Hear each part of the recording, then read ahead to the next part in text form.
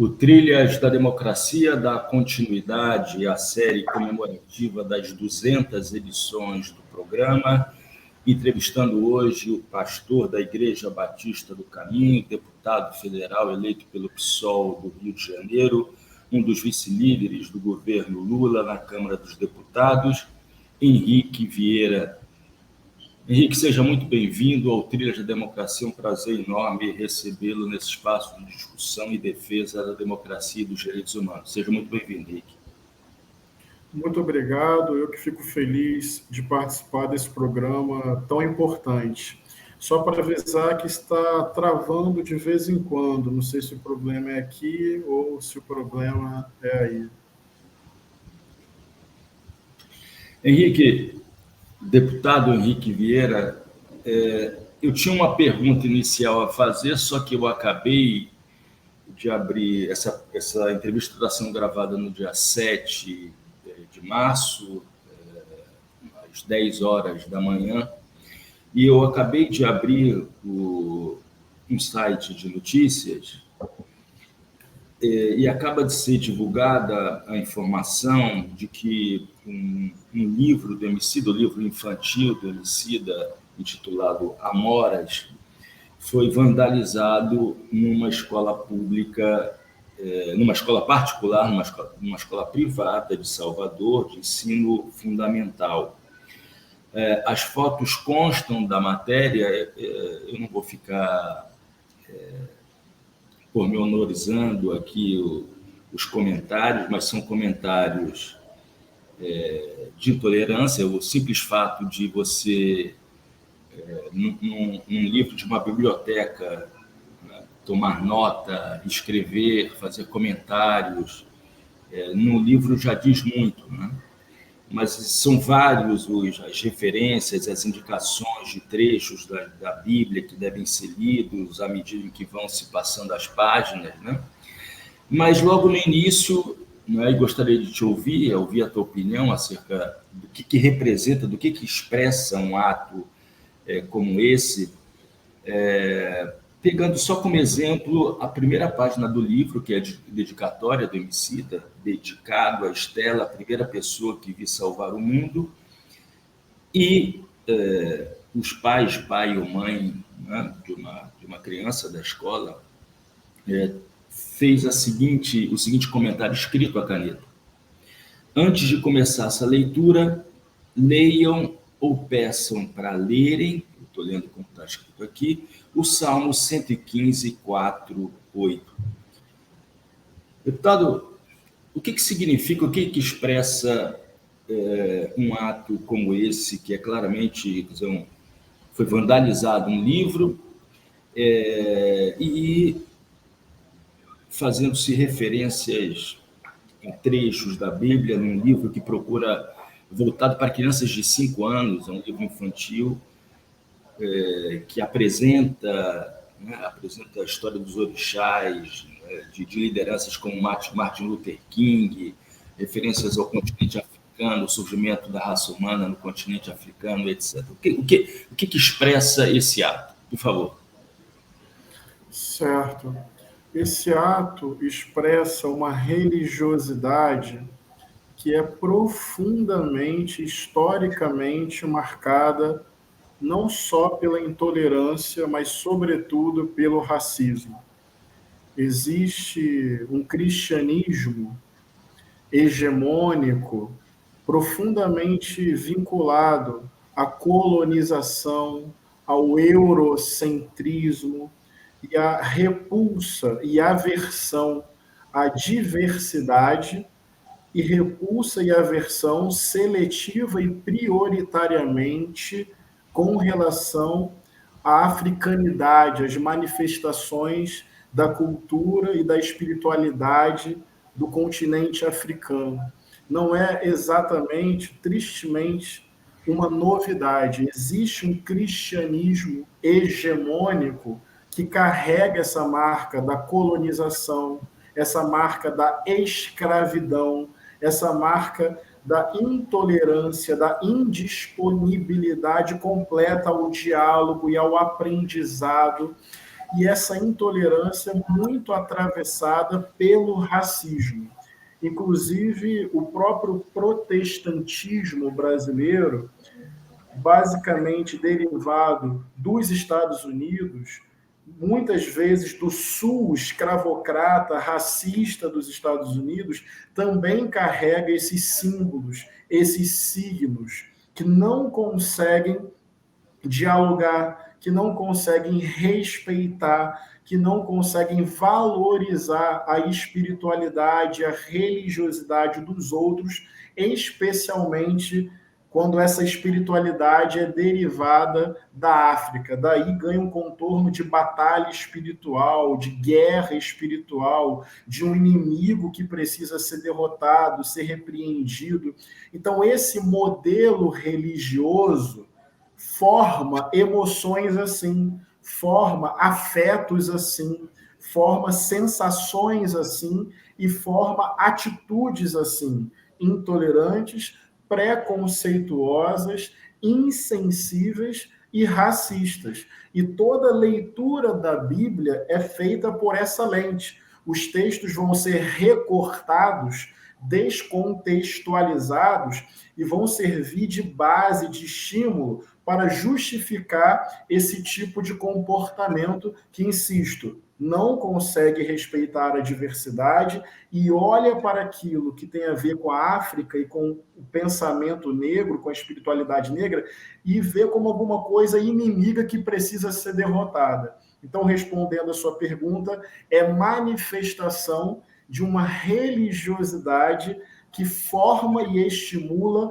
emoções e ações intolerantes e racistas. No meu entendimento, nada a ver com o espírito do Evangelho do Jesus Cristo de Nazaré, mas tudo a ver com esse cristianismo colonizador que não consegue ver a beleza na espiritualidade dos outros. Deputado, feita essa primeira pergunta que surgiu, né, poucos instantes antes de nós iniciarmos essa entrevista, eu volto para o roteiro que eu havia construído para esse nosso diálogo. No dia 2 de março, na cerimônia de lançamento do novo programa Bolsa Família, eu tive duas experiências muito distintas. Eu acompanhei a solenidade, né, e tive duas experiências muito distintas. Por um lado, eu chorei, e confesso que chorei bastante, ouvindo a fala de Isamara Mendes da Silva. Eu não sei se você teve oportunidade, eu não sei se você estava na solenidade, se você acompanhou, se você viu depois. Isamara Mendes da Silva é filha de beneficiários do Bolsa Família, uma filha de beneficiários do Bolsa Família, que, devido ao Bolsa Família, teve a oportunidade de fazer a graduação em Ciências Biológicas na Universidade Estadual do Sudoeste da Bahia e depois fazer o mestrado e o doutorado na Universidade de São Paulo. Legal. O discurso dela é um discurso que, por si só, já poderia encerrar aquela solenidade. Mas, por outro lado, me incomodou bastante quando o ministro Wellington Dias subiu ao púlpito, né, para fazer a sua fala. Me incomodou bastante o momento em que o ministro puxou um Pai Nosso, né, pedindo a todos que orassem, que rezassem juntos, de mão dadas, naquele momento, né. O choro e o meu incômodo devem-se a duas dimensões, né? De um lado, uma dimensão no plano da sensibilidade, né? A história da Isamara me tocou mais profundamente. A história da Isamara me levou a uma experiência de espiritualidade que o Pai Nosso não consegue mais me levar. Da mesma maneira como, escutando Jorge da Capadócia na versão dos Racionais MC, da mesma maneira que, ouvindo Principia do Emicida com a tua participação no final. Então, isso no plano digamos, da sensibilidade. E esse choro e esse incômodo também no plano da racionalidade, por entender que num espaço público, no qual deve prevalecer a laicidade, o caráter republicano, né? Não cabe uma oração ligada ao cristianismo ou qualquer tipo de oração ligada a uma religião específica. Eu queria te ouvir a respeito disso, né? O que você acha, né, de numa solenidade se rezar o Pai Nosso puxado por um ministro tão importante no governo, né? E se esse caminho trilhado, eu tenho percebido isso em alguns atos do governo, se esse caminho, imagino eu, de tentativa de estabelecer um contraponto em relação a tudo aquilo que foi feito nos 4 últimos anos, não seria um caminho muito arriscado, né? Por favor, deputado. Perfeito. Olha, eu compreendo o seu choro, assim como compreendo o seu incômodo. A gente se deixa tocar por experiências de transformação, fruto de políticas públicas socialmente justas. Então, é muito bom saber que políticas públicas podem alterar as condições de vida do povo, oferecendo oportunidades, mudando trajetórias individuais e de uma família inteira. A nossa prática política precisa ser feita com esse objetivo e com essa sensibilidade, com esse desejo sincero, que o resultado da nossa política seja um país mais justo, um país com redução da desigualdade, superação da fome, garantia de direitos, democracia política, democracia econômica.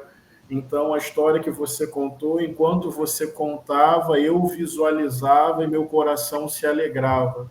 Que bom que políticas públicas podem corrigir desigualdades, enfrentar injustiças, promover oportunidades e mudar a vida das pessoas, que esse governo consiga fazer isso, mais uma vez, com Minha Casa Minha Vida, com Bolsa Família, com valorização e aumento real do salário mínimo, com fortalecimento do SUS, da educação pública, com reforma agrária, com desmatamento zero, com preservação e promoção dos direitos dos povos originários e tradicionais, com uma reforma tributária que possa enfrentar a injustiça social e taxar os super ricos do país, e por aí vai. Esse é o objetivo. Então, esse é o primeiro ponto da minha fala, sobre a comoção diante da transformação. Agora, sobre o incômodo, eu sinceramente concordo com o seu incômodo. Se você me pergunta sobre a minha fé, eu vou te falar, eu amo a oração do Pai Nosso, que fala sobre o pão nosso, que fala sobre a partilha, que fala sobre o perdão, que fala sobre esse reino de Deus, que é da solidariedade, do amor ao próximo. Mas veja, essa é a minha espiritualidade, essa é a minha fé. Meu entendimento é, num espaço público, num evento oficial, não cabe uma oração vinculada a uma religião. Isso destoa da ideia de respeito à diversidade, a pluralidade de crenças religiosas e a não crença religiosa. Para você respeitar a fé dos cristãos e das cristãs, você não precisa incorporar à liturgia de um ato público oficial elementos do cristianismo. Eu também, como cristão, não me sentiria à vontade. Até porque, se você pega historicamente, o cristianismo sempre teve participação no Estado. Durante séculos, o catolicismo foi a religião oficial. Até hoje, nós sabemos que o cristianismo tem vantagens e privilégios enquanto religião. Nós sabemos que outras experiências religiosas, como, por exemplo, de matrizes africanas, são perseguidas, terreiros destruídos. Eu não acho uma boa sinalização. A oração do Pai Nosso, quando é chamada de universal, eu também não concordo. É uma oração de perspectiva ecumênica? É, mas ela é de uma religião, ela é do cristianismo, ela não é universal. Então, eu defendo que o governo valorize e muito a fé que as pessoas têm, ajudando a criar ambientes em que as crenças religiosas possam ser professadas. O nome disso é democracia, o nome disso é respeito, o nome disso é Estado laico. Agora, dentro do Estado, a sinalização tem que ser de equiparação, de equilíbrio, de equidade, de simetria, de respeito à diversidade. Então, nesse caso, eu me sensibilizo com o seu choro e concordo com o seu incômodo, mesmo sendo cristão. A minha fé, por exemplo, é satisfeita, a minha espiritualidade se alegra só ao saber que uma política pública justa está sendo operada para melhorar a vida do nosso povo. Não precisa de uma oração num espaço público, eu não me sentiria à vontade e também me sentiria incomodado. Só para complementar, deputado, na verdade, a fala da Isamara, ela por si só, ela já é uma oração, porque ela é o relato de uma experiência que tem nas suas raízes o sofrimento da pobreza e a emancipação, né? A emancipação através, propiciada por políticas públicas, propiciada pela educação pública, rumo ao caminho, e a expressão caminho aqui não foi por acaso, né? Tem a ver com a forma como você definiu nas suas entrevistas o surgimento da Igreja Batista do Caminho, né? O caminho da libertação seguido por ela, né? Então, só para encerrar esse primeiro ponto, né? Por si só, a fala de Isamara já tinha a representatividade de um diálogo com o poder público e com a própria espiritualidade. Passando agora para a situação da Câmara dos Deputados, do Senado Federal, mas particularmente da Câmara dos Deputados, né? A Frente Parlamentar Evangélica, na atual legislatura, me corrija se eu estiver errado, né? Conta com 132 deputados, né? E 14 senadores, e vai ser presidida num esquema de alternância por Eli Borges, do PL do Tocantins, e por Silas Câmara, do Republicanos do Amazonas, né? Já foi possível, nesse curto período de tempo, de um mês e alguns dias de legislatura, né, saber de que maneira vai se comportar essa frente? Já foram dados alguns sinais, alguns indicativos, por exemplo, de como vai se comportar a frente diante de pautas como o combate à desigualdade social e à miséria, em relação à questão do endurecimento das regras de venda e utilização de armamentos e da pauta de costumes. Quais são as suas expectativas? Como é que o governo Lula poderá contar ou não com os setores dessa frente na votação dos seus projetos?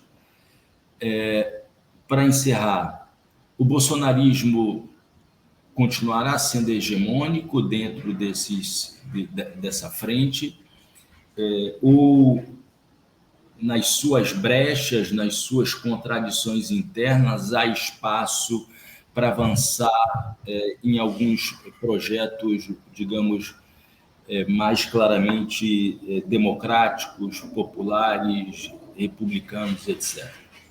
Por favor, Henrique. Bem, vamos lá. A Frente Parlamentar Evangélica, da qual eu não faço parte, não farei, importante dizer isso, sou evangélico, mas não faz parte da minha forma de pensar. Eu, na verdade, protocolei aqui um requerimento, estou articulando e buscando assinaturas para a criação da Frente Parlamentar em Defesa do Estado Laico e da Liberdade Religiosa. Não é um contraponto à frente evangélica no sentido direto, mas é a minha forma de pensar. Eu prefiro estar no parlamento para defender o Estado laico, para defender o respeito à diversidade religiosa e à não crença religiosa. Não me sentiria à vontade num recorte exclusivamente evangélico. Então, só para de imediato colocar o meu ponto de vista. A Frente Parlamentar Evangélica, ela é conservadora, ao mesmo tempo ela é diversa, ou tem diversidade, tem PL, tem republicanos, tem PSD, mas tem parlamentares do PT lá também, de perspectiva progressista, que acreditam que é importante estar na frente, fazer o debate, disputar os seus rumos. Então, assim, ela é conservadora, ela expressa uma lógica conservadora. Com o governo Lula, não está muito evidente ainda, mas tem mais disputas internas lá dentro, tem um bloco bolsonarista, ideológico, que não vai mudar, mas tem também dentro da frente setores mais à direita e ao centro, e que tendem a dialogar mais com o governo Lula em algumas pautas. Então, eu vejo nesse momento uma frente hegemonicamente conservadora, com parcela significativa bolsonarista, mas que tem mais disputas de rumo de política do que ano passado. Tem tensionamentos mais à direita, deslocando da extrema-direita, mais ao centro, e até mesmo em diálogo e composições com o governo Lula, para você ver a complexidade que existe na frente parlamentar evangélica aqui no parlamento. Acho que na pauta chamada de costumes, ela tende a manter as suas posições, na minha opinião, conservadoras e que não defendem efetivamente a dignidade das pessoas, mas em algumas outras pautas de cunho social, acredito que pode ter deslocamento, pode ter tensionamento, pode ter nova posição e pode ter emblocamento favorável ao governo Lula. Então, acho que é o resumo do que eu estou percebendo nesse primeiro mês de mandato. Só para duas subperguntas a partir dessa pergunta geral. A primeira, você indicou aí a existência de representantes do PL, republicanos, de outros partidos, mas eu queria te escutar acerca da composição da frente, tendo como base a vinculação a determinadas igrejas, né? Me parece que a igreja mais representada na frente é a Assembleia de Deus, seguida pela Batista e depois Igreja Universal, e outras demais denominações, inclusive aqueles cristãos que não são vinculados necessariamente a uma ou outra igreja, né? Então, eu queria que o que isso pode significar para se compreender o comportamento da frente nos próximos 4 anos? Isso é uma primeira subpergunta. E a segunda, qual é a tua expectativa em relação à ênfase, à preocupação do governo Lula em relação à pauta de costumes nesse terceiro mandato do presidente? Por favor, Henrique. Sobre a relação com as denominações, acho que na prática continua significando essa hegemonia conservadora. Não tem muita novidade. São denominações que também têm as suas disputas, também têm as suas diferenças. O campo evangélico é complexo. Você pega a Igreja Batista, Tem diferenças. Eu sou de tradição batista, de formação batista, pastor de igreja batista e sou de esquerda. Então, na Assembleia de Deus, você também vai ter disputas e diferenças. Na Universal, eu vejo menos. Mas o que eu quero dizer é que até mesmo dentro de cada denominação não existe uniformidade, também existem disputas. Agora, a tendência conservadora é preciso reconhecer. Ela é majoritária, e isso vai se expressar no parlamento e vai se expressar na frente parlamentar evangélica. Essa é a relação que eu faço entre a composição da frente e as denominações. Inclusive, é um erro pensar que o chamado conservadorismo, e veja, tem uma diferença entre conservadorismo e fundamentalismo ou extremismo. Eu, pelo menos, trabalho com essa diferença na minha cabeça, me ajuda a perceber algumas coisas. Porque uma pessoa conservadora, dentro dessa caracterização, na minha opinião, ela tem a matriz dela, de leitura da Bíblia, nesse caso religioso, de comportamento, de concepção de família, tal, e assim ela pauta a sua vida.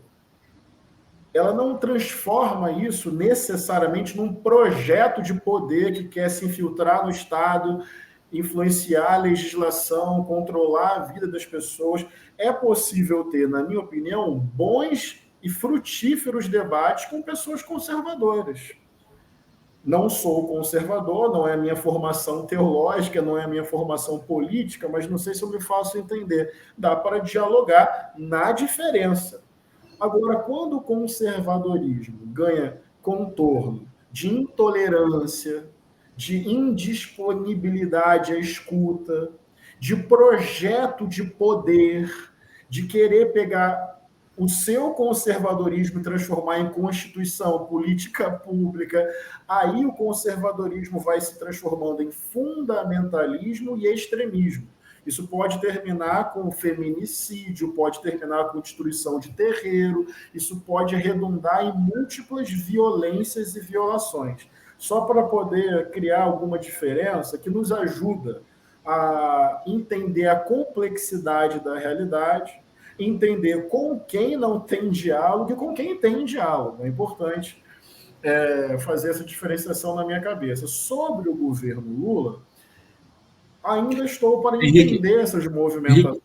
Henrique, só antes de tu responder a segunda pergunta, onde você enquadraria, por exemplo, um colega seu de Câmara Federal, eleito pelo Rio de Janeiro, o deputado Ottoni de Paula? Onde você situaria dentro dessa, digamos, tipologia que você acaba de construir e que também foi candidato à presidência da Frente Parlamentar Evangélica, né?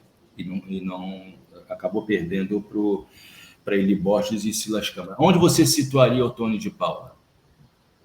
Fundamentalista. Existe possibilidade de diálogo com esse setor?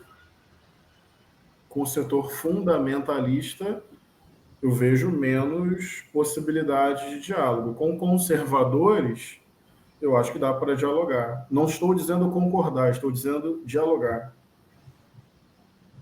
Ok. Em relação à segunda pergunta, a expectativa em relação ao governo Lula, quanto à pauta de costumes? Eu acho que é um governo...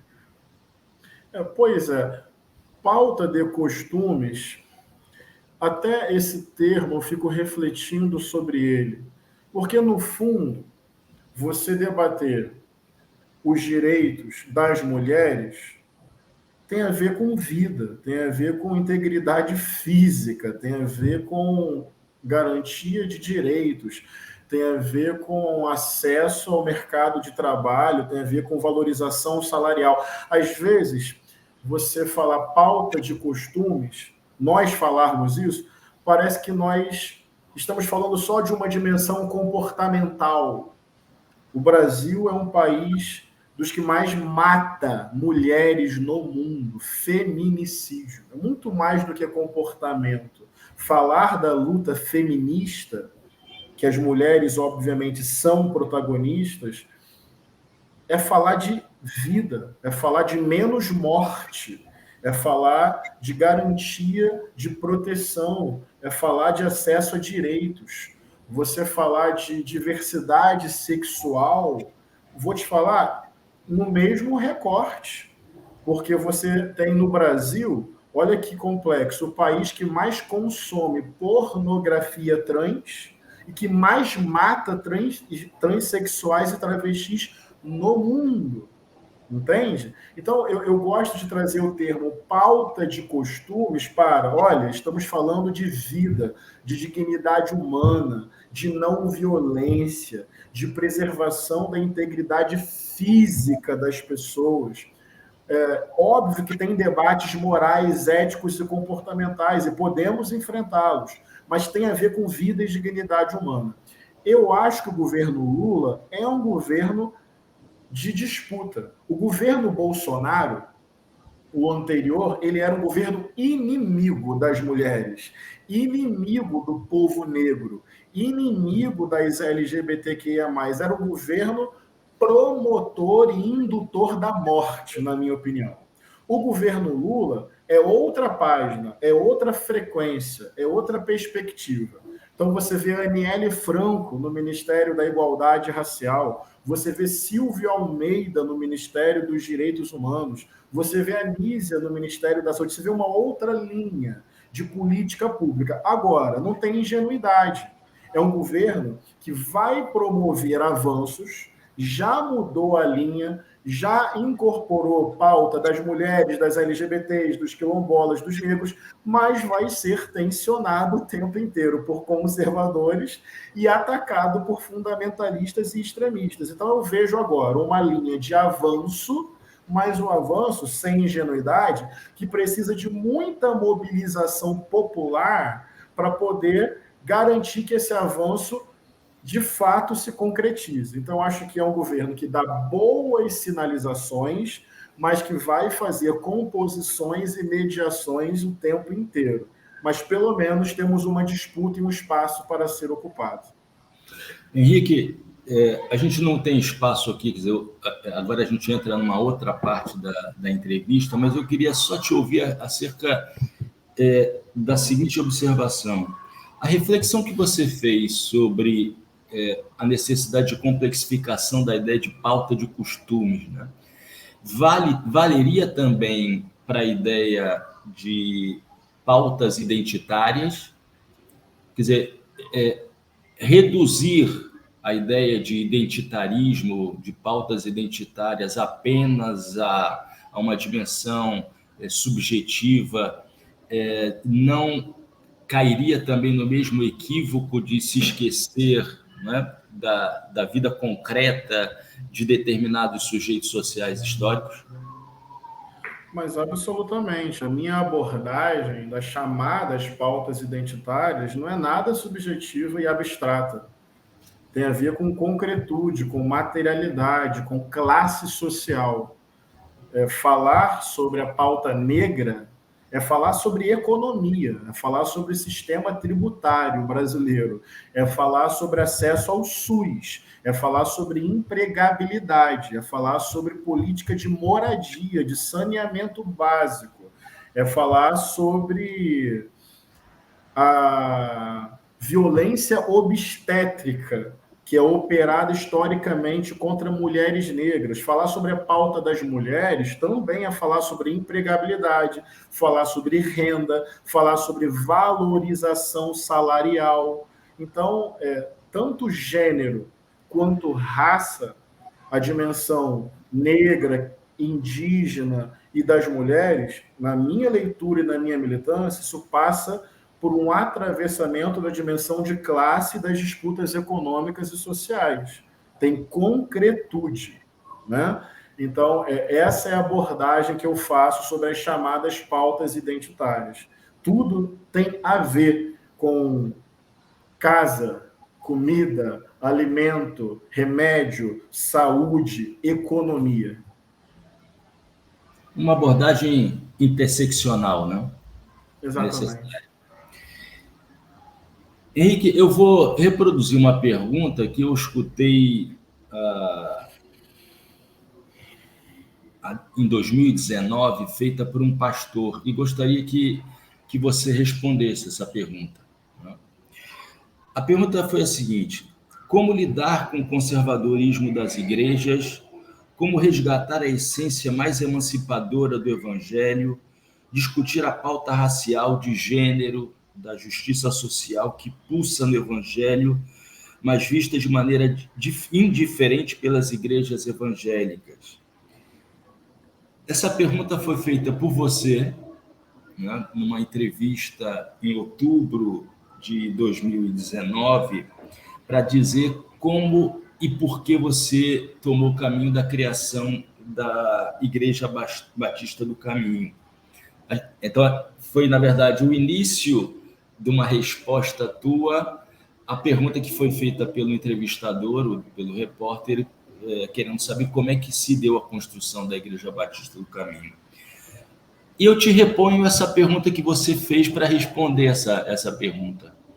Em março de 2023, passados 4 anos de governo Bolsonaro, iniciado o governo Lula, na condição de deputado federal do PSOL do Rio de Janeiro, como é que você responderia hoje essa pergunta do como lidar com o conservadorismo das igrejas, como resgatar a essência mais emancipadora do Evangelho, discutindo a pauta racial, de gênero, da justiça social que pulsa no Evangelho, mas que é vista de maneira indiferente pelas igrejas evangélicas? Eu acrescentaria aí também pela Igreja Católica. Por favor, Henrique.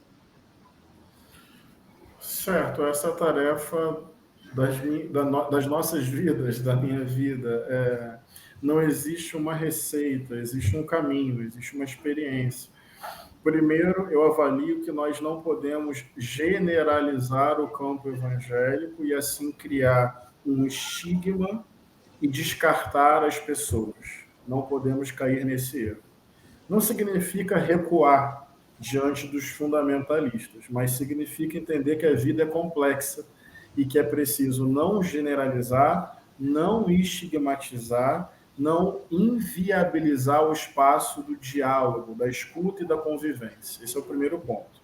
O segundo ponto é o trabalho de base, que é o contato genuíno e horizontal com as pessoas, de carne e osso, que frequentam as igrejas e que, na maior parte das vezes, enfrentam uma sociedade desigual, uma vida sofrida, fazem ali uma conta, pagam o aluguel, pagam o remédio ou pagam o transporte. São pessoas simples, são pessoas empobrecidas, são pessoas trabalhadoras, são pessoas de vida dura e sofrida, nesse Brasil, um dos países mais desiguais do mundo. Então, não generalizar, ter humildade de coração e se colocar à disposição do diálogo horizontal. Por isso a Igreja Batista do Caminho, por isso o coletivo Esperançar, do qual eu faço parte.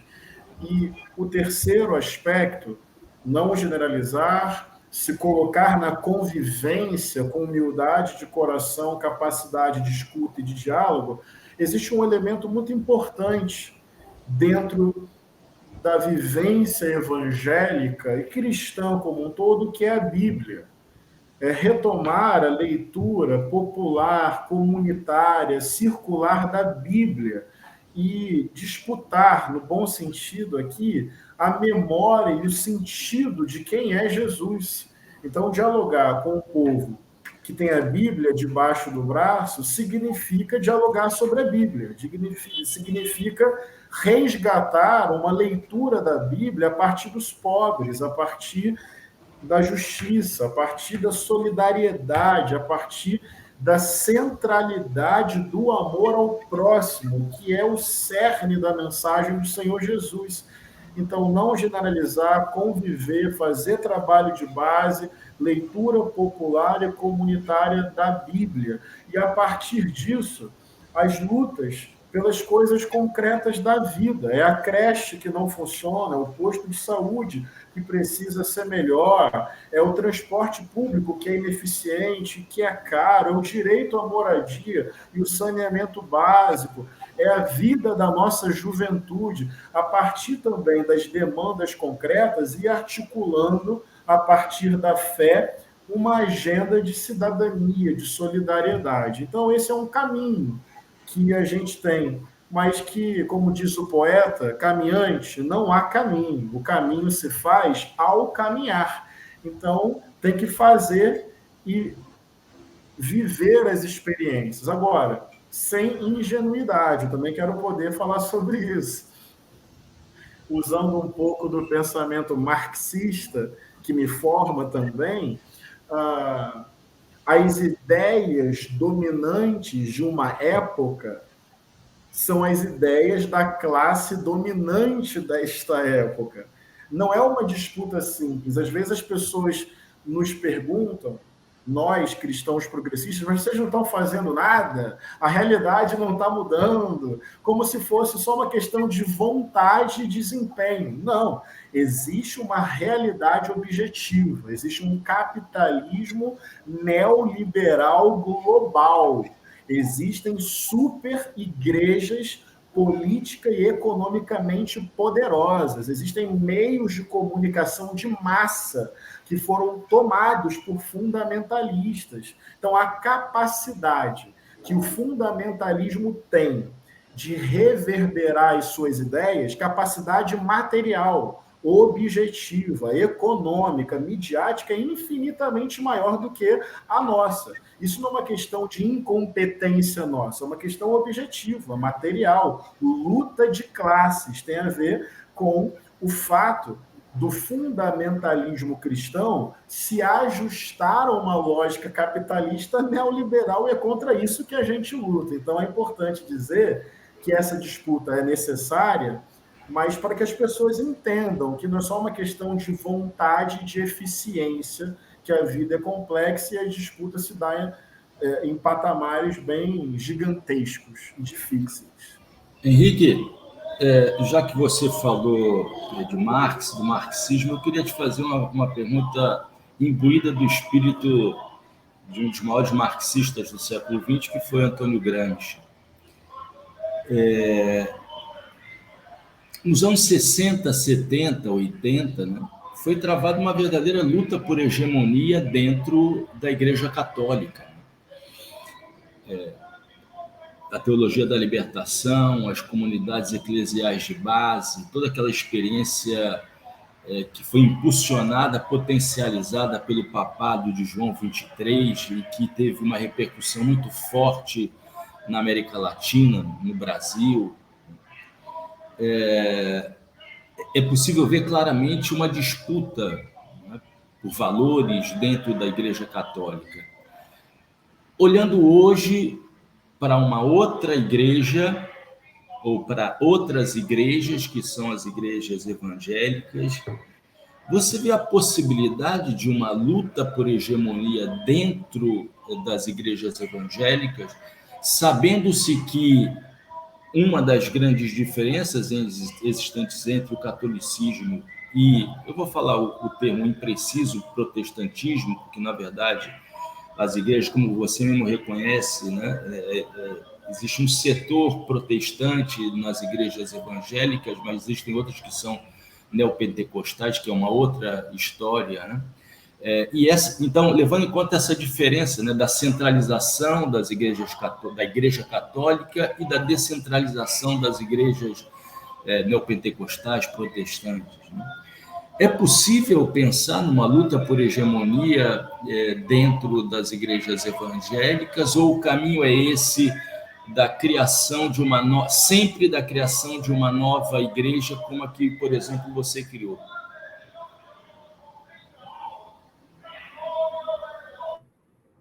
Você me ouve? Oi? Ouço, é porque está passando o caminhão aqui do venda, aí eu mutei o meu fone. Tu conseguiu entender, compreender a pergunta ou não? Sim, eu entendi. Olha, vamos lá. Cada pessoa tem uma história e tem uma forma de lutar. Então, tem várias pessoas que eu conheço que estão nas suas igrejas de matriz mais conservadora e estão lá de coração sincero, de peito aberto, colocando suas posições. E esse é um caminho, entendeu? Que eu respeito profundamente. O caminho que eu percorri junto com meus irmãos, minhas irmãs, da nossa comunidade, foi a formação da Igreja Batista do Caminho. Então, repara, tem estratégias e vivências diferentes. Tem pessoas que estão dentro das igrejas conservadoras, ele fazendo o diálogo. Tem pessoas que estão em outras igrejas de perspectiva mais progressista e também estabelecendo outras formas de diálogo. Tem estratégias diferentes, a partir de vivências diferentes. Agora, eu acredito que ficar disputando o aparato evangélico, não sei se eu me faço entender, não é por aí. Nós temos que apostar, cada um na sua estratégia, e eu respeito profundamente isso, mas eu estou me convencendo que nós precisamos apostar na potência do amor radical ao próximo, do sermão da montanha, felizes os que choram, felizes os que promovem a paz, felizes os que têm sede e fome de justiça. Apostar cada vez mais que o cerne do evangelho não pode ser institucionalizado, não pode ser capturado por uma doutrina, que Jesus de Nazaré não é propriedade dos cristãos, Jesus de Nazaré não é evangélico, Jesus é Jesus, transcende o corpo doutrinário, religioso, institucional cristão, é resgatar a memória do Cristo crucificado, que foi odiado pelo aparato religioso dominante, que foi executado pelo Estado sob aplauso e a fúria de parte da população que comemorava sua morte. O que eu estou querendo dizer é que com estratégias ou táticas diferentes, eu não quero ficar contemporizando com o fundamentalismo. Nós precisamos apostar numa reinvenção, numa reforma, numa nova lógica de ser discípulo de Jesus no Brasil. E apostar muito na liturgia do amor, e apostar muito na ética da solidariedade, e apostar muito no diálogo interreligioso, e apostar muito na defesa dos corpos massacrados, violentados e oprimidos, e apostar muito na ética da economia solidária, da partilha do pão, da misericórdia, do perdão, do desarmamento, da paixão pela Mãe Terra. O que eu estou tentando te dizer é que nós precisamos de uma teologia que saia de cima do muro, de uma teologia que, tentando dialogar com os fundamentalistas, só é derrotada e massacrada por eles. E apostar de vez e de fato no amor. E quando eu falo amor, não é no sentido romântico, abstrato, um casal feliz para sempre, como um filme de Hollywood. Estou falando do amor que se comove, como você se comoveu, diante da vida concreta, do amor que vai para a rua, para a esquina, para a praça, que estende a mão, que não fica em silêncio diante da injustiça, da violência, do massacre. Ou seja, o século XXI pede uma nova reforma protestante, pede novos horizontes, pede a gente se desvencilhar desse moralismo tóxico, masculino, machista, branco, e de vez disputar quem é Jesus nas nossas vidas, entendeu? Falando aqui como cristão apaixonado mesmo. Até peço desculpa se estou me empolgando, mas a sua pergunta me levou para esse lugar de é preciso mais coragem, o que não significa ser estreito, ser sectário, é dialogar com o povo mesmo, com escuta, que nem eu falei antes, com humildade, respeitando as vivências. Mas olha, dizendo, fora da ética do amor não há evangelho verdadeiro. Prefiro a ética do amor do que o signo igreja. no sentido institucional, entendeu? E se a igreja não se converte ao amor, ela vira aparato e deixa de servir ao propósito de Jesus. Acho que tem que partir para cima nesse sentido. Henrique, uma última pergunta. Essa série de entrevistas, na próxima semana, o entrevistado será alguém que você nutre muita gratidão, muito respeito, muito carinho, que é o Frei Beto. Essa série de entrevistas tem como título Utopias, no plural, e Transformação Social no século XXI. Você acaba de tocar em vários elementos que vão estar presentes nessa última pergunta, né? Que é a seguinte: qual é o papel da espiritualidade? Eu não estou falando de religiões, né? Qual é o papel da espiritualidade na luta contra o capitalismo, na luta contra essa associação perversa existente entre o neoliberalismo e a penalização, o Estado penal neoliberal? Quais são os principais elementos constitutivos da utopia da esquerda cristã no século XXI, do qual você faz parte, é uma das principais lideranças, principais personagens no Brasil? Algo distingue, o que distingue essa utopia cristã de esquerda da utopia dos direitos humanos? Por favor, Henrique, essa última pergunta para nos brindar. Bem, vamos lá. Falar a partir da minha espiritualidade, que é a do Evangelho. Jesus bateu de frente com os ricos. Quando ele encontrou Zaqueu lá, o publicano, o cobrador de impostos para o Império Romano, a conversão de Zaqueu significou devolução do que ele havia roubado do povo, com a restituição de 4 vezes mais. Ou seja, a conversão a Jesus significou distribuição de riqueza e abrir mão dessa posição de privilégio, de exploração. Apenas um de vários exemplos em que o Evangelho esteve e está vinculado a uma economia de partilha sem exploração. Isso não é politizar o Evangelho, isso é o Evangelho de Jesus. O canto de Maria, lá em Lucas capítulo 1, ela fala que Deus veio destituir os poderosos, despedir de mãos vazias os ricos e encher de bens os famintos. Ou seja, não tem nem conciliação.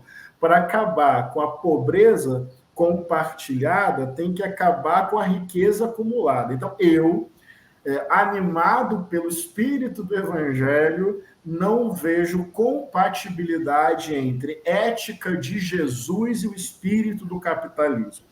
O capitalismo é perverso. Ele naturaliza o caos. Nenhum ser humano devia dormir tranquilo, tendo bilhões de dólares numa conta e acordar no dia seguinte pensando como é que eu faço para ter mais. Isso pode ser razoável para o mundo capitalista. Isso é pecado para a ética do Evangelho de Jesus. Então, a espiritualidade do Evangelho, na minha forma de crer e pensar, se traduz hoje, no mundo de hoje, como uma crítica ao capitalismo. E do ponto de vista dos direitos humanos, idem, porque Jesus não utilizou da vingança, Jesus não utilizou de métodos de violência, muito pelo contrário, ele impediu violências contra corpos massacrados e se colocou ao lado das pessoas que eram as mais humilhadas da sociedade em que ele vivia. Então, ele defendeu a dignidade de todas as pessoas sem nenhuma forma de exclusão ou de hierarquia, que, para mim, significa, no mundo de hoje, direitos humanos.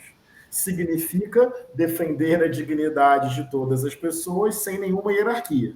É assim que o mundo funciona? Não. Quem sofre mais? As mulheres. Então vamos nos colocar ao lado delas. Quem sofre mais? O povo negro. Então vamos nos colocar ao lado do povo negro. Eu sou parte dele. Quem sofre mais? Os indígenas. Entendeu?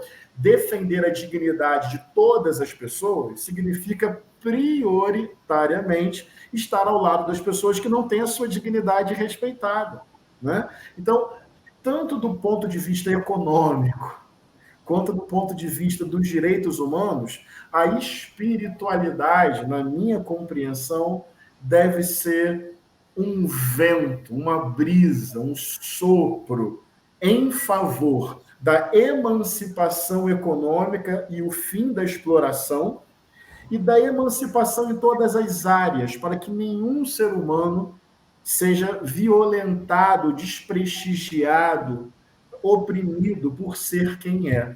Então, a espiritualidade do Evangelho, e a espiritualidade em geral, eu creio que tem que ser mediada, insisto, eu quero disputar essa palavra, eu quero tirar o amor desse romantismo capitalista hollywoodiano, que as pessoas se amam em casa enquanto o mundo se explode. Nós temos que resgatar o amor como dimensão pública, o amor da praça, da esquina, da rua, o amor revolucionário, o amor que morre com a humanidade para que a humanidade possa ter vida, e vida em abundância, e vida plena. Então, eu creio que essa é a espiritualidade que vale a pena, que converte o dogma ao amor. Henrique Vieira, chegamos ao fim dessa entrevista e eu queria que você deixasse uma mensagem final para os ouvintes da Rádio Brasil de Fato, para os espectadores da TVT, da TV 247, que transmitem o Trilhas da Democracia, uma última mensagem de esperança nesse amor revolucionário ou nessa revolução entendida como a radicalidade do amor, das relações amorosas, da vivência do amor. Por favor, Henrique, para a gente finalizar esse programa de hoje. Obrigado pela entrevista. Como Paulo Freire falou, esperança que não se organiza morre. Esperança não é do verbo esperar, é do verbo esperançar, que é fazer a esperança acontecer, e é um acontecimento político, histórico, coletivo, comunitário. Então, vamos para cima, fazer da esperança um acontecimento político, defender uma democracia pulsante e verdadeira, derrotar a política do ódio, da extrema-direita, da intolerância, da misoginia e do racismo. Bora para cima pensar e garantir uma educação pública, laica, gratuita, democrática, o fortalecimento do SUS, uma economia justa e ecológica. É tempo de resistir, é tempo de derrotar a extrema-direita e é tempo de avançar naquilo que é mais justo, mais generoso, mais solidário, mais amoroso. A vida é curta, é melhor aproveitá-la dedicando a nossa existência a causas generosas, revolucionárias e amorosas. Então, vamos nos fortalecer, nos dias de fraqueza e lágrima vamos nos consolar, e nos dias de luta vamos vencer. É tempo de resistir, mas também é tempo de avançar, e que a esperança não seja apenas um sentimento, mas seja um acontecimento que a gente faz junto, de mãos dadas. Fraterno abraço e vamos para cima. Muito obrigado, pastor, deputado federal pelo PSOL do Rio de Janeiro, Henrique Vieira. E na próxima semana nós continuamos com essa reflexão sobre os vínculos entre amor e revolução, entrevistando o escritor, frade dominicano, Frei Beto. Até lá!